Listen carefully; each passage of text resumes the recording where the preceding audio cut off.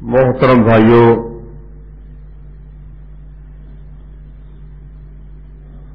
ماں باپ کے حقوق تو ہم سنتے ہی رہتے ہیں کہ اللہ کے حق کے بعد انسان پر سب سے بڑا حق اس کے ماں باپ کا ہے۔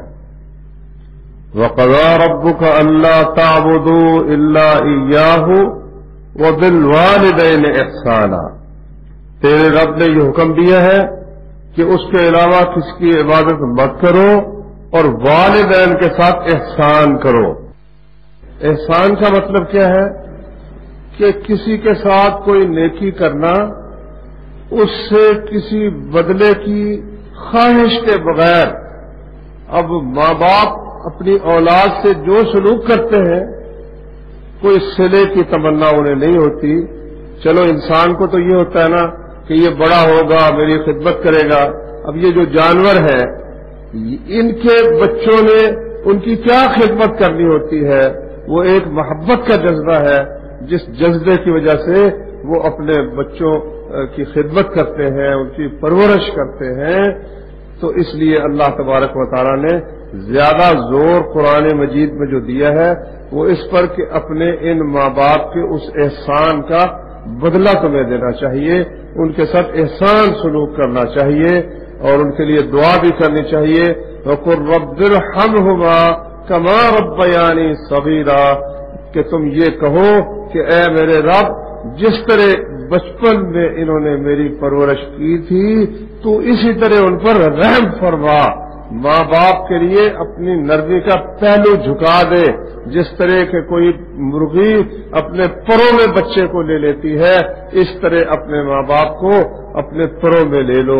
غرض قرآن مجید میں رسول اللہ صلی اللہ علیہ وسلم کی حدیث میں یہ مضمون بہت بیان ہوا ہے۔ اولاد کے متعلق تاکید کی ضرورت ہی اللہ نے نہیں سمجھی کہ تم اولاد کے ساتھ حسن سلوک کرو، اس لیے کہ ہر بندے نے حسن سلوک کرنا ہی ہے، اپنے بچے کے ساتھ ہر ایک نے سلوک کرنا ہی کرنا ہے۔ تو اللہ کو کیا ضرورت ہے کہ ایک چیز جو اس نے فطرت میں رکھ دی ہے، طبیعت میں رکھ دی ہے، اس پر زیادہ زور دے؟ اللہ تعالیٰ نے ایسا نہیں کیا۔ البتہ جس چیز میں غفلت ہو سکتی تھی اس کی طرف توجہ دلائی ہے، وہ یہ ہے کہ اولاد کی دنیا کی فکر تو کی جائے، ان کی پرورش کی کوشش اور جد و جہد تو کی جائے اس مختصر سی فانی زندگی کے لیے، لیکن ہمیشہ ہمیشہ کی زندگی کے متعلق ان کی فکر نہ کی جائے، ان کی تربیت نہ کی جائے، ان کو اللہ کے عذاب سے بچانے کی کوشش نہ کی جائے۔ اس لیے اس بات کی طرف اللہ تعالیٰ نے توجہ دلائی ہے۔ میں نے جو آیت شروع میں پڑھی ہے اس میں اللہ تعالیٰ یہی فرماتے ہیں، یا ایھا الذین آمنوا، اے لوگوں جو ایمان لائے ہو، قوا انفسکم واہلیکم نارا، اپنے آپ کو بھی اپنے اہل و عیال کو بھی اس آگ سے بچا لو، وقودھا الناس والحجارہ، جس کا ایندھن لوگ ہیں اور پتھر ہیں، علیہا ملائکۃ غلاظ شداد، اس پر ایسے فرشتے مقرر ہیں جو بڑے سخت دل ہیں، بہت قوت والے ہیں، لا یعصون اللہ ما امرہم، اللہ انہیں جو حکم دیتا ہے اس کی وہ نافرمانی نہیں کرتے، ویفعلون ما یؤمرون، انہیں جو حکم دیتا ہے وہ کر گزرتے ہیں، کسی حکم میں حکم عدولی نہیں کرتے، نافرمانی نہیں کرتے۔ فرمایا اس جہنم سے اپنے آپ کو بھی بچا لو اور اپنے اہل و عیال کو بھی بچا لو۔ تو اس لیے یہ ہمارے بھائیوں نے اولاد کے حقوق کا مضمون رکھا ہے کہ شاید کو اللہ کے احکام سن کر، رسول اللہ صلی اللہ علیہ وسلم کی احادیث سن کر ہم اپنی اولاد کی اصلاح کی کوئی کوشش کر لیں، جو اس اصلاح میں کمی بیشی ہے اس کمی بیشی کو دور کرنے کی کوشش کر لیں۔ میرے بھائیوں، یہ ہم بہتر ہے کہ شروع سے ابتدا کریں کہ کہاں سے ہماری اولاد کا حق ہم پر شروع ہوتا ہے۔ جس وقت انسان میاں بیوی آپس میں ملتے ہیں اس وقت بھی میرے بھائی رسول اللہ صلی اللہ علیہ وسلم نے ایک دعا سکھائی ہے، یہ بھی اس اولاد کے حقوق میں سے ہے۔ کیوں اس لیے کہ رسول اللہ صلی اللہ علیہ وسلم نے فرمایا کہ جب میاں بیوی ملتے ہیں تو اس سے پہلے اگر یہ دعا پڑھ لینا، بسم اللہ اللہ اکبر۔ اسلام کی یہ ایک عجیب و غریب خوبی ہے، بڑے بڑے کافر جو ہے نا فلسفی، وہ اس پر حیران ہے کہ اسلام میں اللہ تعالیٰ نے عجیب خوبیاں رکھ دی ہیں۔ دنیا کے جتنے مذہب ہیں نا، یا تو وہ بندگی کی طرف گئے نا، نیکی کی طرف، تو دنیا ہی چھوڑ دی، دنیا چھوڑ کر جنگل میں چلے گئے، پیپل کے درخت کے نیچے بیٹھ گئے، وہیں پر زندگی بسر کر دی۔ لوگوں کا خیال ہی نہیں ہے، نہ بیوی کا خیال ہے، نہ بچوں کا خیال ہے، نہ کمائی کی فکر ہے، بس اس طرف ہی ہے۔ یا پھر وہ لوگ ہیں جو دنیا کی طرف ہی، دنیا کی لذتیں، دنیا کے کاروبار۔ اسلام میں دونوں چیزوں کو ملایا گیا ہے، دنیا کی ضروریات کا بھی خیال رکھا گیا ہے، اور ایک لمحے کے لیے بھی دنیا کا کاروبار کرتے وقت بھی پیدا کرنے والے کو نہیں بھولا گیا۔ ہر وقت صبح اٹھتے ہی پڑھے الحمدللہ الذی احیانا، اللہ کا شکر ہے جس نے ہمیں مرنے کے بعد زندگی عطا فرمائی، اور دوبارہ بھی ہم نے اس کی طرح اٹھ کے جانا ہے۔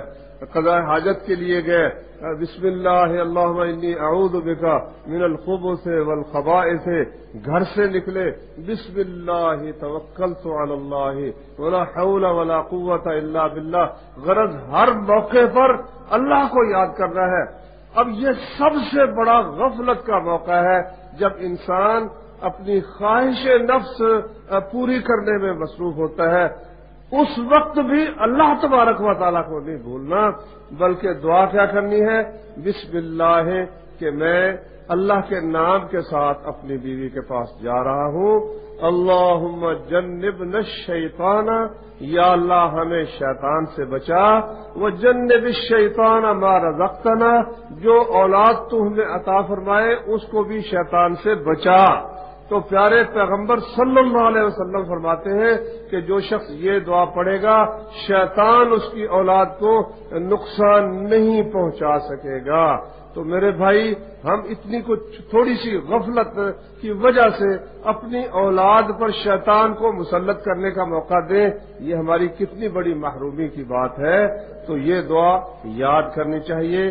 اگر عربی نہ بھی یاد ہو، پروردگار زبانیں سب جانتا ہے، بسم اللہ تو ہر مسلمان کو یاد ہے، بسم اللہ کے ساتھ کہہ کہ یا اللہ تو ہمیں شیطان سے بچا، اور جو اولاد ہمیں عطا فرمائے اس کو بھی شیطان سے بچا، یہ تو بندہ یاد کر ہی سکتا ہے۔ تو یہ اولاد کا میری دانش میں پہلا حق ہے کہ انسان اس کو شیطان سے بچانے کی ابتدا میں ہی کوشش کرے، خود بھی شیطان سے بچنے کی کوشش کرے اور اس کو بھی بچانے کی کوشش کرے۔ اب اس کے بعد جب بچہ پیدا ہوا، اللہ اکبر، اس کے بعد وہ سارے طریقے جو رسول اللہ صلی اللہ علیہ وسلم نے اختیار فرمائے ہیں وہی طریقے ہمیں بھی اختیار کرنے چاہیے، نہ کہ کفار کے طریقے کے مطابق۔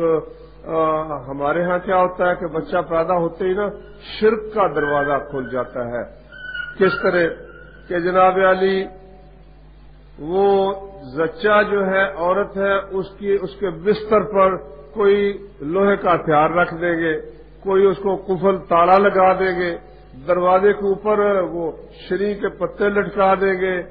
نہ میرے بھائی، اللہ نے اولاد کی نعمت عطا فرمائی تو اس لیے تو عطا نہیں فرمائی کہ آپ شرک کے اندر مبتلا ہو جائیں، نہیں، آپ اللہ تبارک و تعالیٰ کا شکر ادا کریں جس نے آپ کو اولاد جیسی نعمت عطا فرمائی ہے۔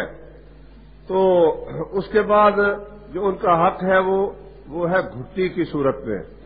رسول کریم صلی اللہ علیہ وآلہ وسلم عبداللہ بن زبیر رضی اللہ عنہ جب آپ مدینے میں گئے تو عبداللہ بن زبیر پہلا بچہ تھا جو اللہ نے مسلمانوں کو عطا فرمایا، تو وہ اٹھا کے ان کی والدہ لائی، رسول اللہ صلی اللہ علیہ وسلم نے ایک کھجور وہ منہ میں ڈالی، اس کو چبایا، چبا کر پھر اس کے منہ میں ڈال دی اور وہ بچہ اس کو کھانے لگا، چوسنے لگ گیا۔ رسول کریم صلی اللہ علیہ وسلم کی یہ سنت ہے۔ پچھلے دنوں ایک صاحب، وہ سکول کے ماسٹر تھے، وہ مجھے بتانے لگے کہ ہمارے سکول میں گورنمنٹ کی طرف سے ایک صاحب آئے ایک پروفیسر تھا، ایک اس کے ساتھ عورت تھی، انہوں نے لیکچر دیا۔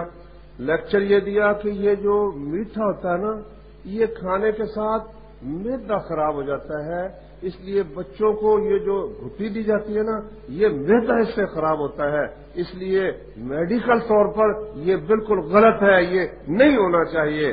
دیکھو مسلم امت کے فرد اور وہ کافروں کا ایجنڈا جو ہے نا، وہ مسلمانوں کے ملکوں میں ان کے سکولوں میں کوشش کر کے پھیلانے کی کوشش کر رہے ہیں۔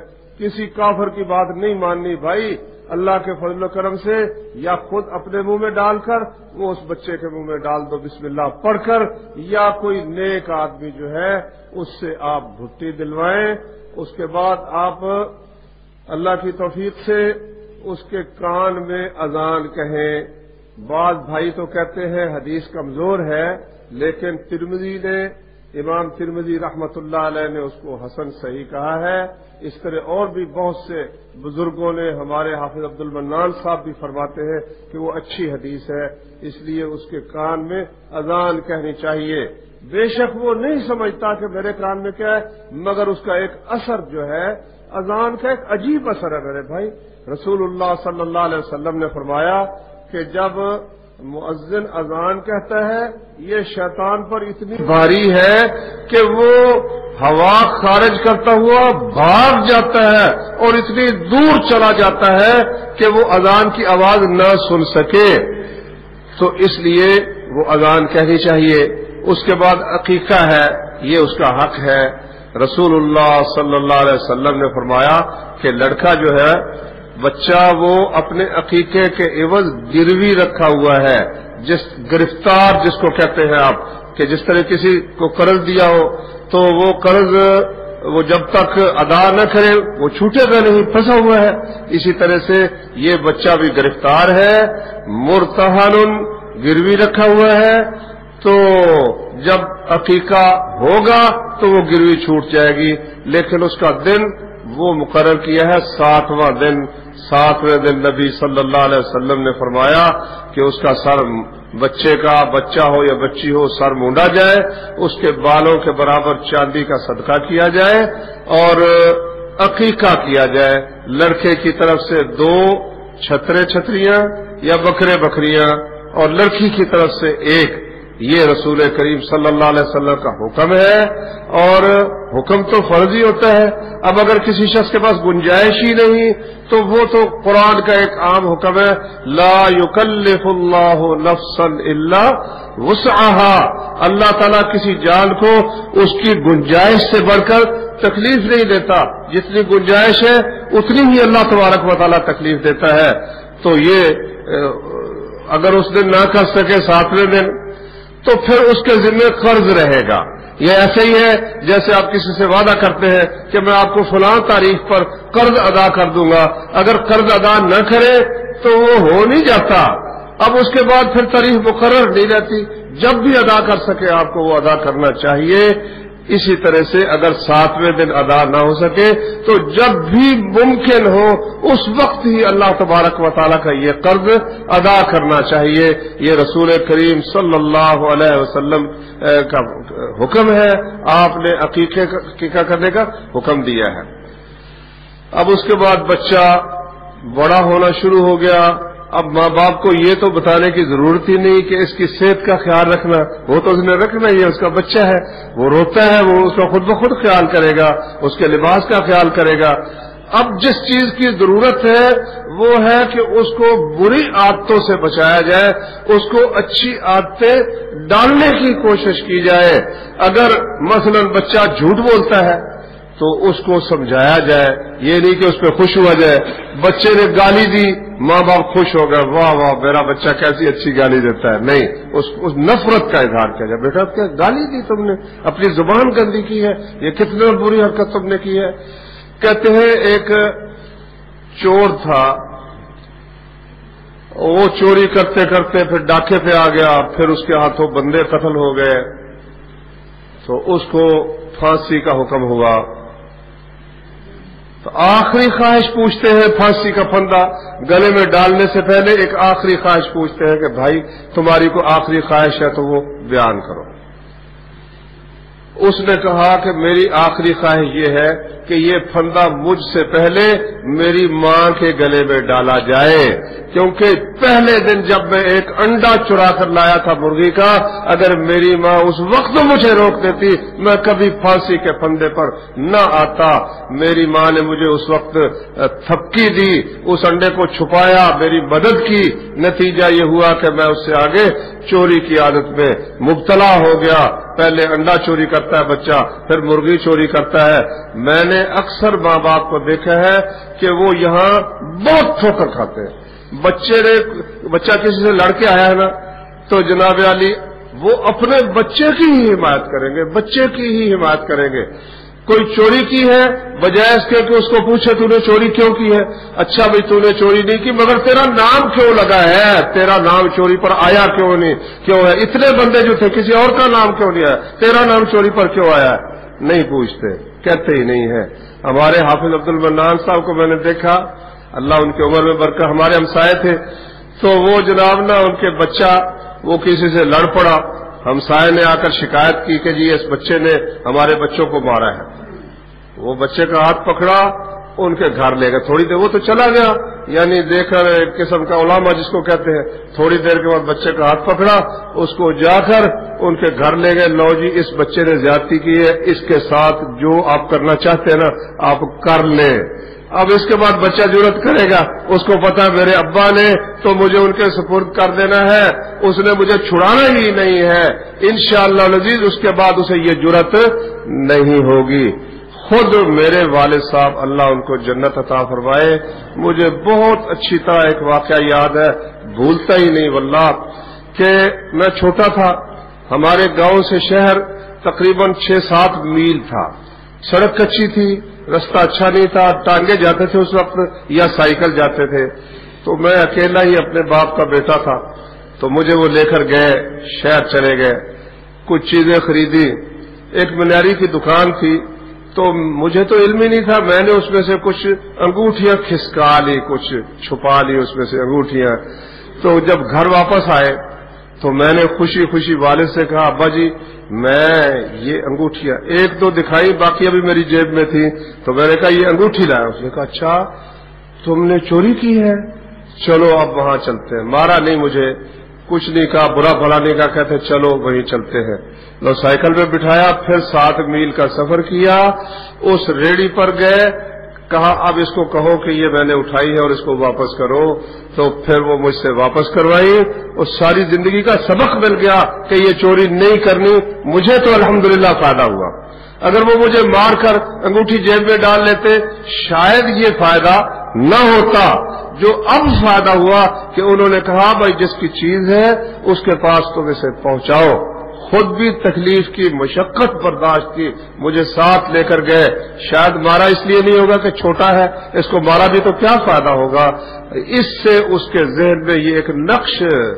جاگزین ہو جائے گا کہ کسی کی چیز نہیں اٹھاتے، والد کے اس احسان کا بدلہ اب اللہ تعالیٰ ہی انہیں انشاءاللہ العزیز دے گا، ہماری جو انہوں نے تربیت فرمائی، جو انہوں نے ہماری پرورش کی، ہمیں سیدھا راستہ بتایا اور اس پہ لگایا، اسی طرح ہم بھی اگر اپنے بچوں کی بے جا حمایت نہیں کریں گے، ہر غلط کام پر ان کو ٹوکیں گے اور ٹوک کر ان کو پیچھے ہٹانے کی کوشش کریں گے، انشاءاللہ ہمارے بچوں کی عادتیں بھی اچھی بن جائیں گی۔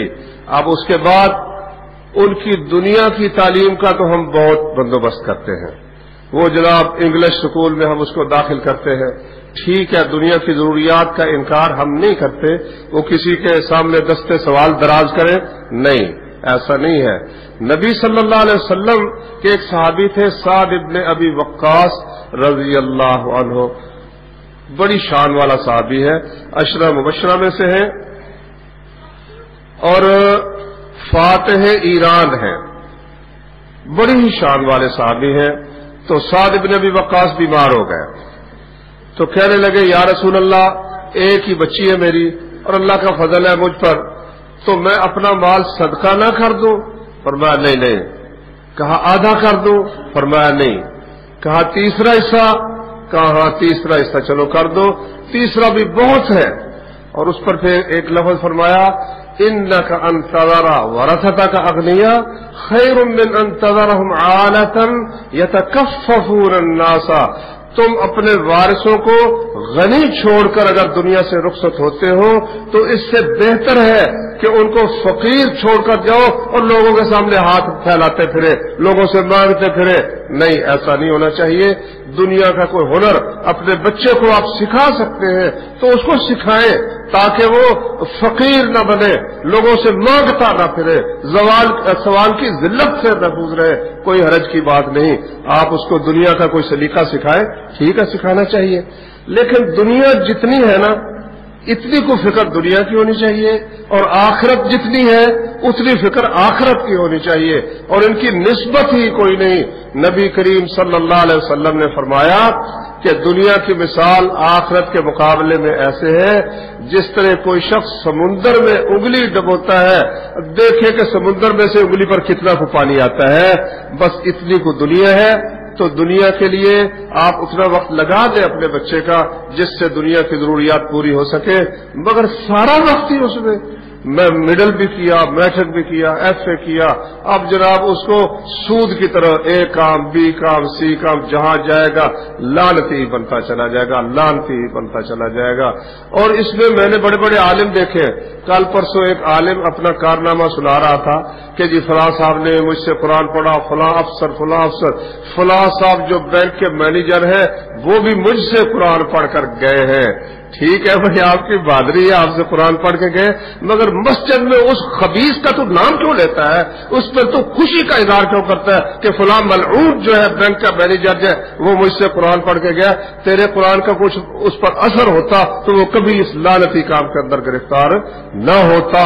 تو میرے بھائیوں، کوشش اس کام کی کرنی چاہیے کہ اپنے بچے کی دینی تربیت کی جائے، اس کی عادتیں وہ درست کی جائے۔ اس لیے ترمذی شریف میں حدیث ہے، نبی کریم صلی اللہ علیہ وسلم نے فرمایا کہ اپنے بچوں کو نماز کے لیے کہو جب 7 برس کے ہو جائیں۔ اس سے پہلے تو بچے کو زیادہ فہم نہیں ہوتا، 7 برس کے ہو جائے تو انہیں نماز کا حکم دو، اور 10 برس کے ہو تو فضربوہم علیہا وہم ابناء 10، جب 10 برس کے ہو جائے تو پھر نماز پر ان کو مارو۔ سب سے اہم چیز مسلمان ہونے کے بعد میرے بھائیوں نماز ہے۔ ہماری مسجدوں کا المیہ یہ ہے کہ بزرگ تو آئے ہوئے ہوتے ہیں، بوڑھے تو آئے ہوئے ہوتے ہیں، مگر مسجد جوانوں سے خالی ہے، بچوں سے خالی ہے۔ اللہ کا شکر ہے ہماری مسجدوں میں ہر جگہ یہ حال نہیں، اللہ کا شکر ہے نوجوان بھی آتے ہیں، لیکن بہت سے بزرگ جیسے وہ خود تو اٹھ کے آ جاتے ہیں مگر بچے سوئے رہتے ہیں، جوان سوئے رہتے ہیں۔ پھر بڑے ہو کر جب وہ والد کو گھورتے ہیں نا، والدہ کو گھورتے ہیں، والدہ پھر ہمارے پاس آتی ہے، مولوی صاحب کو وظیفہ بتاؤ، میرا بچہ میری نافرمانی کرتا ہے۔ اللہ کی بندی، جو وقت تھا اس وقت تو نے اس کو سکول پڑھایا، دین کی تعلیم تو نے اس کو نہیں دی، اور جناب وہ پتنگ اڑاتا تھا تو اس کو پیسے دیتی تھی، سگریٹ پیتا تھا تو پیسے دیتی تھی، گندے کام کرتا تھا تو پیسے دیتی تھی، اب تو کہتی ہے میرا بچہ۔ دعا کرو، صرف دعا سے بھائیوں کیا ہوتا ہے؟ اگر صرف دعا سے کچھ ہو سکتا تو پیغمبر صلی اللہ علیہ وسلم مکہ چھوڑ کر مدینے آپ نہ جاتے، اور احد کے میدان میں آپ زخمی نہ ہوتے، مکے میں طائف کے میدان کے اندر نبی کریم صلی اللہ علیہ وسلم کی پنڈلیاں زخمی نہ ہوتی، وطن سے بے وطن نہ ہوتے، حمزہ کے جگر کے ٹکڑے نہ کیے جاتے۔ یہ سب کچھ کیوں ہوا کہ صرف دعا سے کچھ نہیں ہوتا، صرف دعا سے۔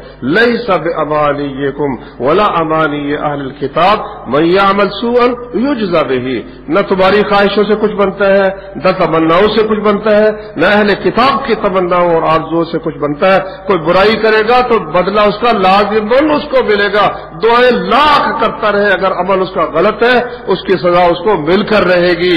تو اس لیے بچپن سے ہی اپنے بچے کو نماز کی عادت ڈالیں۔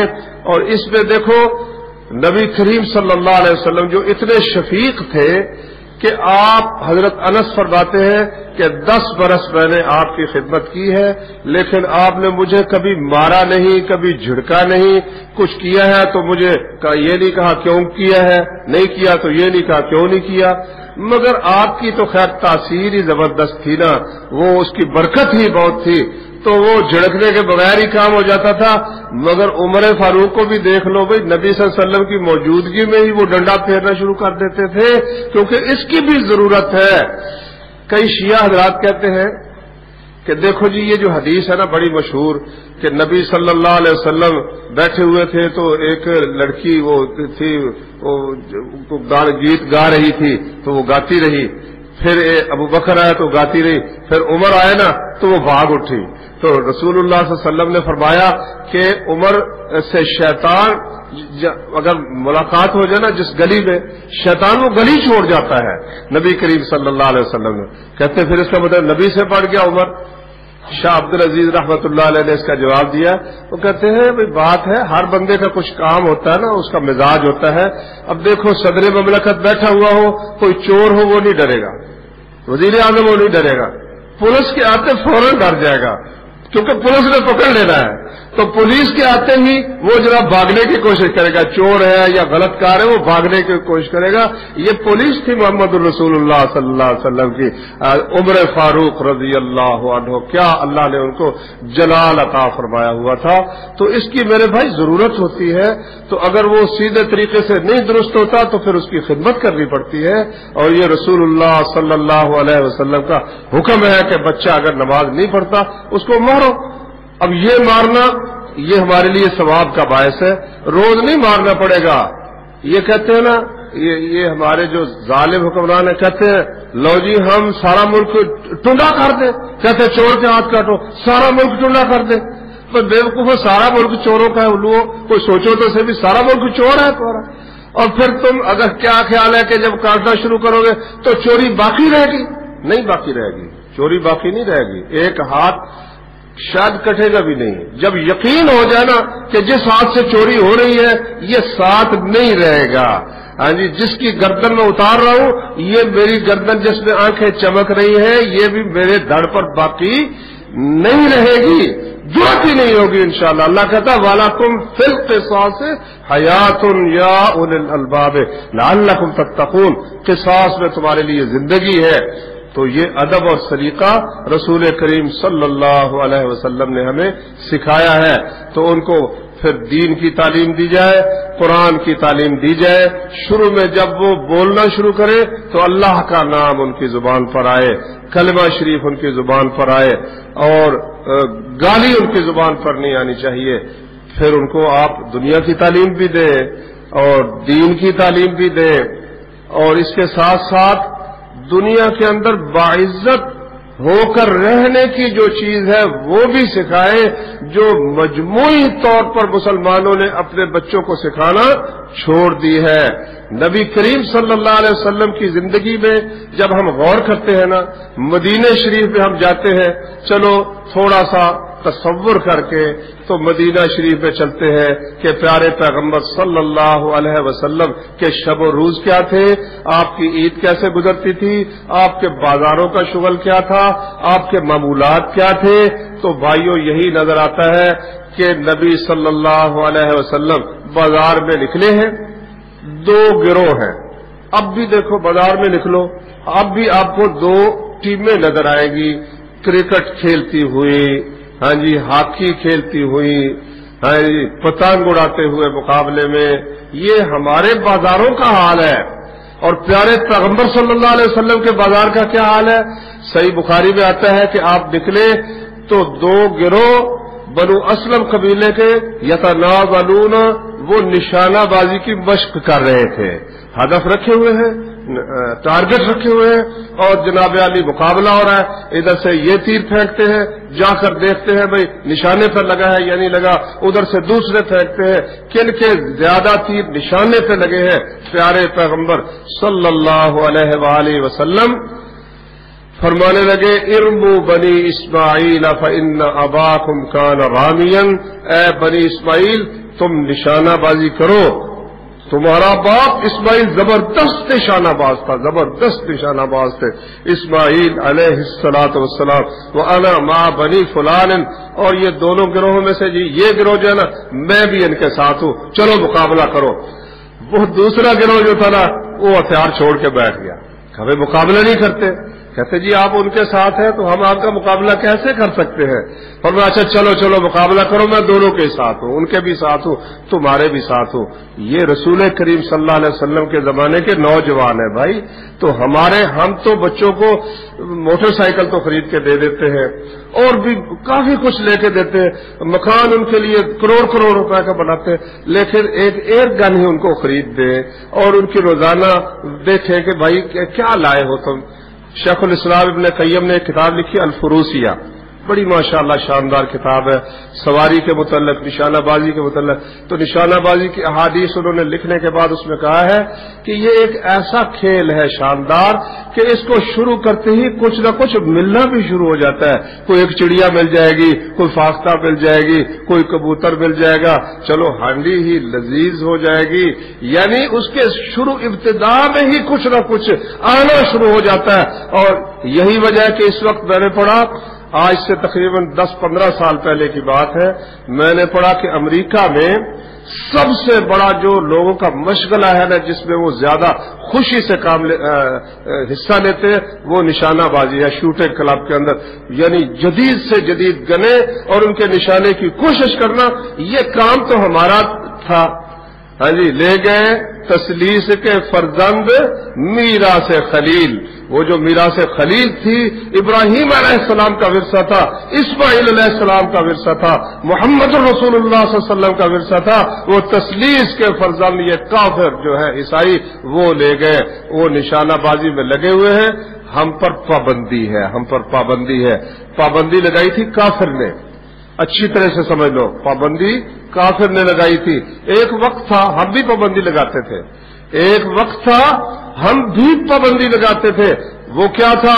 مسلمانوں کی فوج گئی ہے، لشکر اسلام گیا ہے، جا کر ان کو دعوت دیتے ہیں کہ بھائی مسلمان ہو جاؤ، تمہارے ہتھیار بھی تمہارے پاس رہیں گے، تمہارا ملک بھی تمہارے پاس، تمہاری حکومت بھی تمہارے پاس، کچھ نہیں لیں گے کیونکہ پھر تم ہمارے بھائی بن جاؤ گے۔ اگر یہ قبول نہیں تو پھر تم ہماری حکومت تسلیم کرو گے اور ذلت کے ساتھ حقارت کے ساتھ، حقارت کا مطلب ہمارے ماتحت ہو کر ہمیں جزیہ دو گے۔ اس میں یہ شرط ہم بھی کبھی رکھا کرتے تھے کہ کوئی کافر اپنے گھر اسلحہ نہیں رکھ سکتا، اسلحے کی ضروریات ہم پوری کریں گے، حفاظت ہم کریں گے، لیکن یہ عزت ہے کہ کسی کے پاس اسلحہ ہو، ہم کسی کافر کو یہ عزت دینے کے لیے تیار نہیں ہے۔ ایک وقت تھا ہم پر بھی آیا تھا، لیکن اب وہ وقت کافروں کے پاس ہے، وہ ہم سے اسلحہ چھینتے ہیں۔ انگریز نے پابندی لگا دی کہ لائسنس کے بغیر کوئی شخص اسلحہ نہیں رکھ سکتا۔ اسلحہ رکھنا تو فرض ہے، جس طرح نماز پڑھنی فرض ہے اس طرح اسلحہ رکھنا فرض ہے۔ اللہ فرماتے ہیں اعدوا لهم ما استطعتم من قوة ومن رباط الخيل، جدید سے جدید اسلحہ اگر اجازت ہو جائے۔ پاکستان ایسے زرخیز ذہن کے نوجوانوں کا ملک ہے کہ وہ امریکہ، برطانیہ، ان ملکوں سے بہترین گنے اللہ کی توفیق سے تیار کر سکتے ہیں، مگر جب وہ پرانی گن اس نے دیکھی ہی نہیں، اس نے چلا کر ہی نہیں دیکھی، اس کو اجازت ہی نہیں ہے، تو ذہن تو پھر باج ہو جائے گا، اس میں تو کوئی چیز نکلے گی نہیں۔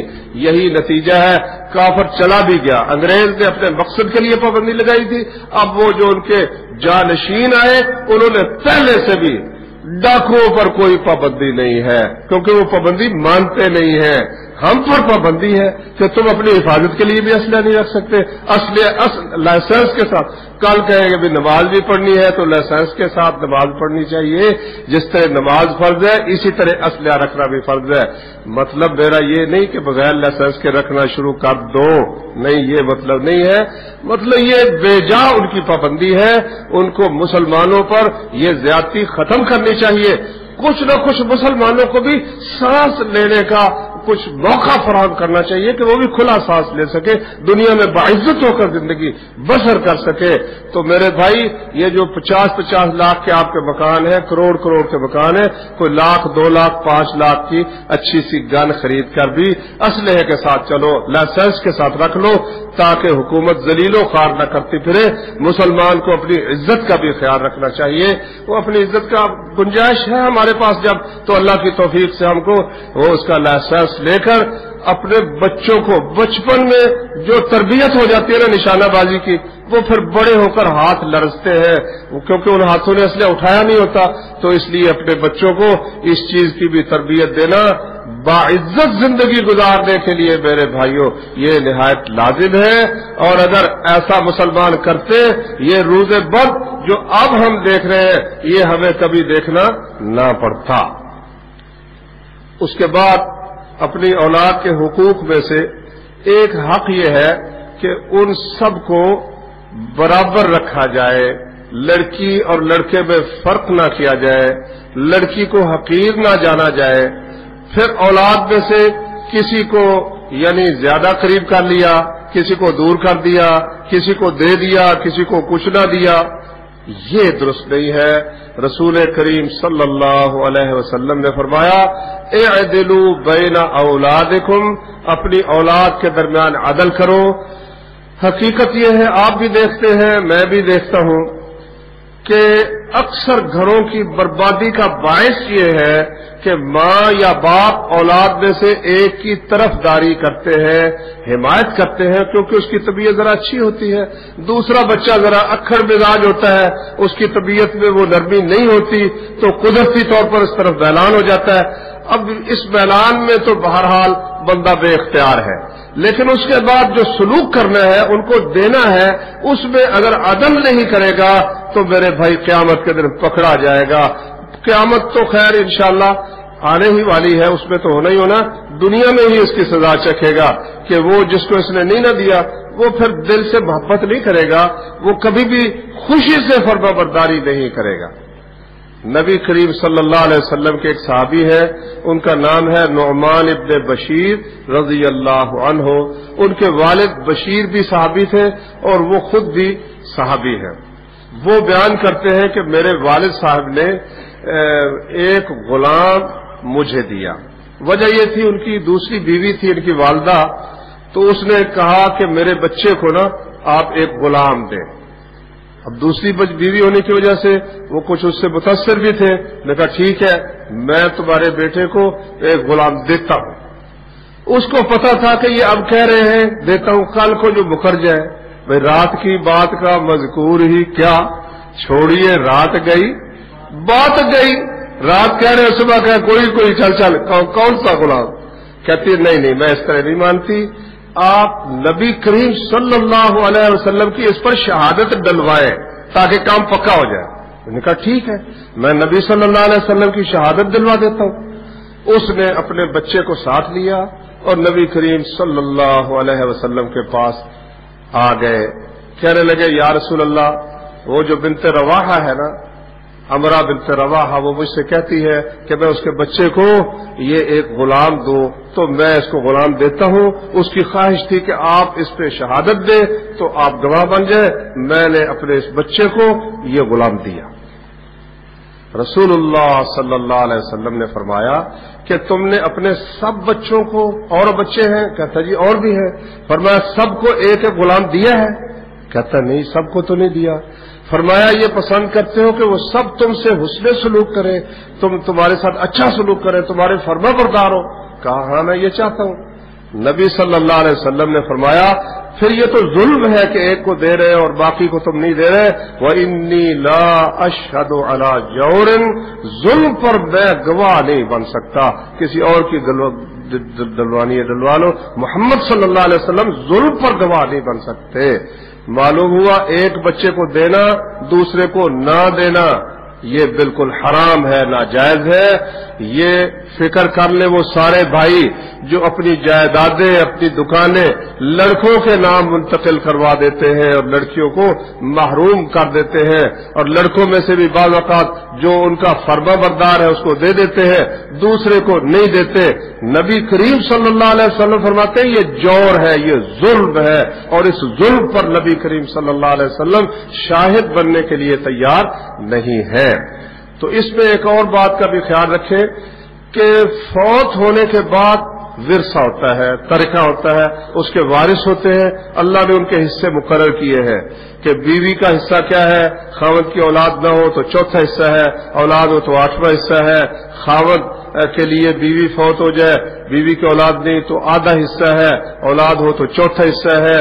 اسی طرح ماں باپ اگر مرنے والی کی اولاد ہے تو ان کا چھٹا حصہ ہے، اگر اولاد ہو نہ ہو تو پھر ماں کا تیسرا حصہ، باقی جو ہے وہ باپ کا ہے۔ اور اگر لڑکیاں ہی لڑکیاں ہیں، ایک لڑکی ہے تو اس کو آدھا ملے گا، زیادہ ہے تو پھر 2 ثلث ملے گا، اگر لڑکے بھی ہیں، اگر اکیلے لڑکے ہیں تو سارا باقی ان کو مل جائے گا، اور اگر لڑکے لڑکیاں دونوں ہیں تو لڑکی کا 1 حصہ اور لڑکے کے 2 حصے۔ مختصر سا میں نے آپ کو میراث کا مسئلہ سنا دیا۔ اچھا، تو اب اس میں سب کو حصہ ملنا ضروری ہے۔ زندگی میں ان سب وارثوں کو دینا ضروری نہیں ہے۔ کوئی شخص زندگی میں اپنے ماں باپ کو سارا ہی دے سکتا ہے، اپنی اولاد کو سبھی کچھ دے سکتا ہے، بیوی کو سارے کا سارا دے سکتا ہے، لیکن وفات کے قریب وارثوں کو محروم کرنے کے لیے نہیں دے سکتا۔ جب زندہ ہے، سلامت ہے، صحت مند ہے، ضرورت ہے اس کو اس جائیداد کی، پھر وہ دے دیتا ہے۔ دینے کا مطلب یہ نہیں کہ نام لگا دیتا ہے مگر دے گا مرنے کے بعد، یہ بالکل ناجائز ہے۔ اس کو دے معلوم ہوا دے دیا ہے نا تو ٹھیک ہے، اگر ایک کو دینا چاہتا ہے دے، مگر جب اولاد کو دے گا نا پھر ایک کو نہیں دے سکتا، اور پھر یہ نہیں ہو سکتا کہ لڑکے کو 2 حصے دے اور لڑکی کو 1 حصہ دے، پھر سب میں برابری کرنی پڑے گی۔ سکول بچی جا رہی ہے میری بیٹی، اس کو بھی میں 1 روپیہ دوں گا، میرا بیٹا جا رہا ہے اس کو بھی 1 روپیہ دوں گا، 1 جوڑا میں بچے کو بنا کر دوں گا، 1 جوڑا بچی کو بنا کر دوں گا۔ یہ تو نہیں کہ لڑکے کو 2 جوڑے بنا کر دوں اور بیٹی کو 1 جوڑا بنا کر دوں، اس کو جناب 10 روپے دوں اور اس کو 5 روپے دوں، ایسا نہیں ہے، بلکہ اولاد کے درمیان برابری کرنا ہوگی۔ یہ رسول کریم صلی اللہ علیہ وسلم کا فرمان ہے، اور آپ خود ہی سوچ لیں کہ جب آپ اولاد کی نافرمانی کے باوجود اس کو دیں گے، انشاءاللہ وہ واپس پلٹ کے آئے گا کہ میں نے تو نافرمانی کی مگر والد صاحب نے پھر بھی مجھ پہ اتنی مہربانی فرمائی ہے۔ انشاءاللہ بگڑے ہوئے بچوں کو درست کرنے کا نسخہ یہ نہیں ہے کہ ان کو محروم کر دو، اس کا نسخہ یہ ہے کہ ان پر کچھ خرچ کرو۔ نبی صلی اللہ علیہ وسلم نے ایک مثال دی کہ میں اور میرے جو امت کے لوگ ہیں یہ ان کو میں اچھی طرح جانتا ہوں۔ جس طرح ایک شخص کا گھوڑا تھا، وہ بھاگ نکلا اور جناب علی لوگ اس کے پیچھے ہیں، اس کو پکڑ، اس نے کہا ٹھہرو مجھے اپنے گھوڑے کی خصلت کا پتہ ہے۔ اس نے اسے پچکارا، اس کو محبت کے کچھ بول کہے، گھوڑا قریب آ گیا، اس پیٹھ پر ہاتھ پھیر کر پھر وہ سوار ہو گیا۔ محبت کے کچھ الفاظ انسان کو واپس لاتے ہیں، یہ سختی اور تلخی یہ قریب نہیں کرتی، یہ انسان کو دور کر دیتی ہے۔ تو آپ نبی کریم صلی اللہ علیہ وسلم کے فرمان کے مطابق یہ کر کے دیکھیں، انشاءاللہ العزیز اللہ کے فضل سے اس کا نتیجہ آپ دیکھ لیں گے۔ اس وقت ہمیں اپنی اولاد کی جس بات کی طرف زیادہ توجہ دینی چاہیے میرے بھائی، میری نظر میں وہ 2 کام ہیں۔ ایک کام تو ہے جس کو کافر دہشت گردی کہتا ہے، اور دوسرا کام وہ ہے جس کو کافر انتہا پسندی کہتا ہے۔ دہشت گردی کیا ہے کہ کافر کی غلامی قبول انشاءاللہ اللہ کی توفیق سے نہیں کرنی۔ تو یہ کب ہوگی؟ یہ جب وہ جہاد کرے گا، جہاد کی ٹریننگ حاصل کرے گا، تربیت حاصل کرے گا۔ وہ کبھی بھی، میں نے ایک کافر تھا، کمیونسٹ تھا، اس کا میں نے قول پڑھا، بھائی آزاد جو لوگ ہیں نا، مسلمان ہو یا کافر، ذہن تقریباً ایک جیسا ہی ہوتا ہے۔ اس نے گن اٹھا کے جنگل میں نکل گیا، کسی نے کہا تو اکیلا بندہ ہے، تو کیا کرنے گا، اتنی بڑی حکومت ہے، کیا فائدہ ہوا تجھے، اپنی جان گنوائے گا۔ اس نے کہا مجھے پہلا فائدہ اسی دن ہوا جب میں نے گن اٹھا لی کہ گن اٹھانے کے ساتھ ہی میرے ذہن سے غلامی ختم ہو گئی. اب اگر وہ بادشاہ ہے کافر تو میں بھی بادشاہ ہوں اللہ کی توفیق سے. وہ کمیونسٹ یہ سوچتے ہیں, ان کو تو بہرحال کافر مسلم کا فلسفہ نہیں ہے نا. میں نے یہ بات کی ہے, مقصد یہ ہے کہ اللہ کے فضل و کرم سے جہاد کی تربیت حاصل کرنے والی قوم اور وہ نوجوان, ان کا ذہن غلامانہ نہیں ہوتا. اور غلامی کیا ہے؟ ذوق حسن و آرائش سے محرومی. جسے زیبا کہیں آزاد بندے ہے وہی زیبا. بھروسہ کر نہیں سکتے غلاموں کی بصیرت پر کہ دنیا میں فقط مردان حر کی آنکھ ہے بینا. آزاد لوگ وہ صحیح دیکھ سکتے ہیں, غلام تو وہی دیکھتا ہے جو اس کا بالک اسے دکھاتا ہے. ہمارے حکمران جو امریکہ کہتا ہے نا, وہی لفظ مشرف صاحب کا میں نے ایک بیان پڑھا, واللہ مجھے بڑی تکلیف ہوئی. کہتے ہیں یہ نوجوان جو ہے جا کر جناب علی شہید ہو جاتے ہیں, مارے جاتے ہیں. کیوں؟ ان کو یہ پڑھایا جاتا ہے کہ تمہیں جنت ملے گی. یہ دیکھو جنت حاصل کرنے کے لیے یہ مارے جاتے ہیں. بتاؤ یہ لفظ ایک مسلمان کا ہے یا بش کا لفظ ہے؟ میرے بھائی آپ بتائیں کس کا لفظ ہے؟ یہ تو لفظ بش کا لفظ ہے. مگر اس کافر نے ڈنڈے کے زور کے ساتھ, تلوار کے زور کے ساتھ, گن کے زور کے ساتھ مسلمانوں کے دماغ کے اندر یہ بات ڈال دی ہے. وہ وہی لفظ بولتے ہیں جو کافر بولتے ہیں. اسلام اور مسلمانوں والا لفظ وہ بولنے کے لیے تیار نہیں ہے. تو یہ اللہ نے ہمیں ایک موقع دیا ہے دنیا میں. میرے بھائی یاد رکھنا, اللہ کا یہ ملک دیا ہوا پاکستان اللہ کی عظیم نعمت ہے. دنیا میں ایسا کوئی ملک نہیں ہے. سعودی عرب بھی بے شک ہم سے افضل ہے, وہاں مکہ ہے الحمدللہ, وہاں مدینہ ہے, وہاں اللہ کی حدود قائم ہے. ہماری آنکھوں کا تارا ہے, ہمارے دل کا سرور ہے, توحید والوں کی وہاں حکومت ہے. ہمیں خوشی ہوتی ہے کہ دنیا میں کہیں ایک ایسا خطہ بھی ہے جہاں مردوں کو نہیں پوجا جاتا. باقی یہاں تو مردوں کی بھی پرستش ہوتی ہے. ہر گلی کے اندر قبر ہے, ہر تقریباً اکثر مسجدوں کے اندر قبریں بنی ہوئی ہے جہاں ان المساجد للہ فلا تدعوا مع اللہ احدا. مسجدیں تو تھی ہی اللہ کے لیے, وہاں اللہ کے ساتھ غیروں کو پکارا جاتا ہے. جس مسجد میں قبر بنی ہوئی وہاں تو نماز ہی درست نہیں ہوتی, کیونکہ نبی صلی اللہ علیہ وسلم نے قبروں میں نماز پڑھنے سے تو منع کیا ہے. تو یہ اس مملکت کی بھائی ایک خوبی ہے جس کی وجہ سے ہمیں اس سے محبت ہے اور ہر مسلم کو محبت ہے. لیکن کچھ نعمتیں اللہ نے ہمیں بھی دی ہیں. وہ کیا ہے کہ وہاں آپ تربیت حاصل نہیں کر سکتے جہاد فی سبیل اللہ کی. وہاں کھلے آپ دعوت نہیں دے سکتے. یہاں آپ دعوت بھی دے سکتے ہیں.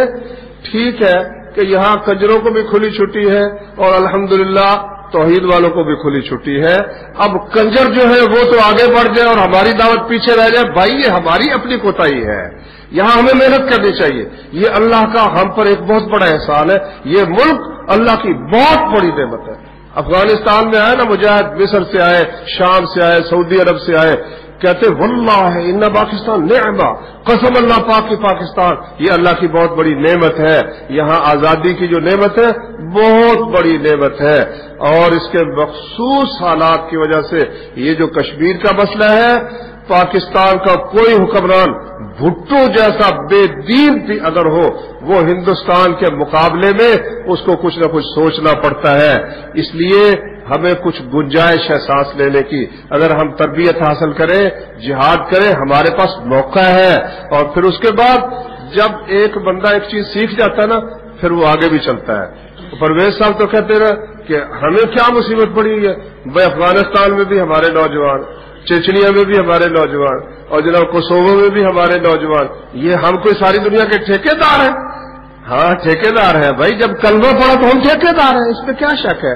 تو یہ تربیت گاہ افغانستان تھی پہلے, اب ماشاءاللہ کشمیر ہے. ہمارے حکمران کہتے رہتے ہیں نہیں نہیں کوئی ٹریڈنگ سینٹر نہیں ہے, ہمارے یہاں کوئی دہشت گردی نہیں ہو رہی. مگر ان کو بھی پتا ہے. پچھلے دنوں واشنگٹن پوسٹ نے ایک اداریہ لکھا ہے, اس نے کہا یہ مشرف یہ بڑا غلط بیانی کر رہا ہے. یہ سارا افغانستان کا بیس بلوچستان کے اندر اس نے بنایا ہوا ہے جہاں سے امریکہ کے خلاف کارروائیاں ہو رہی ہیں. یہ بالکل جھوٹ بول رہا ہے, تمہیں دھوکہ دے رہا ہے. ویسے ہمیں تو سمجھ یہ آتی یہ ہمیں بھی دھوکہ دے رہا ہے اور ان کو بھی دھوکہ دے رہا ہے. اللہ ہی جانتا ہے, اپنے آپ کو بھی ظالم دھوکہ دے رہا ہے. تو دھوکہ دینے والے کامیاب تو نہیں ہو سکتے.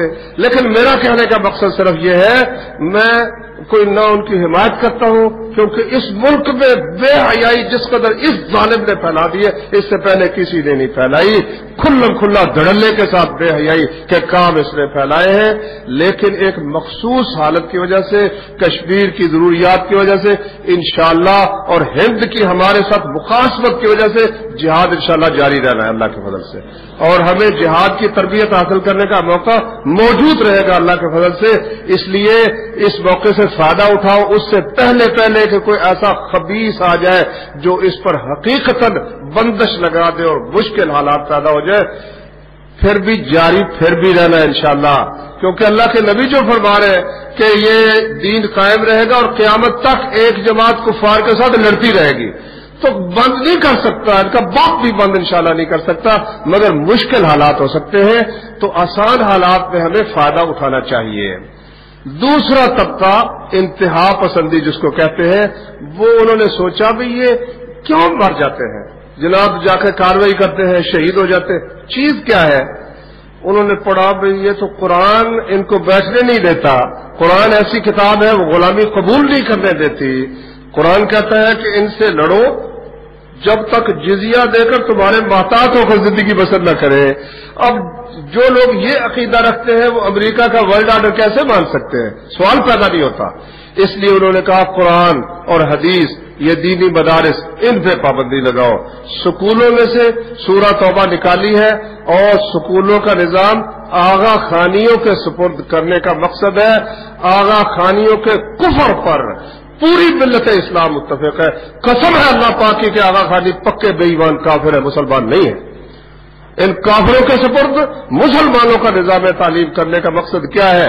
ان کا اپنا ایجنڈا نہیں ہے، پیچھے سے ڈنڈا ہے، اس ڈنڈے کے تحت یہ مجبور بنے ہوئے ہیں۔ مجبور کیوں بنے؟ کہ اللہ کی نافرمانی کی، جہاد کی تیاری نہ کی، اس کے نتیجے میں پھر یہ ذلت ان کو ملنی تھی۔ بہرحال اگر ہم مزاحمت کریں گے انشاءاللہ تو اللہ ضرور مدد کرے گا، اور ہم ان آغا خانیوں کے تسلط سے اللہ ہماری مدد کرے اور ہمارے بچوں کو ان سے نجات عطا فرمائے۔ دوسرا دینی مدارس، دینی مدارس کے بڑے خلاف ہیں، کہتے ہیں دینی مدارس میں سائنس رکھو۔ اللہ اکبر، بھائی دینی مدارس کا مقصد کیا ہے؟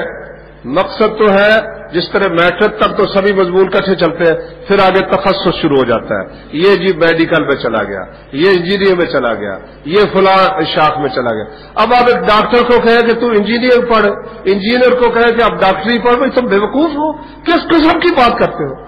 اب ایک آرٹس کا طالب علم ہے، اس کو آپ کہتے ہیں سائنس پڑھو، اس نے آرٹس پڑھنے ہیں، اس کا فن وہ ہے۔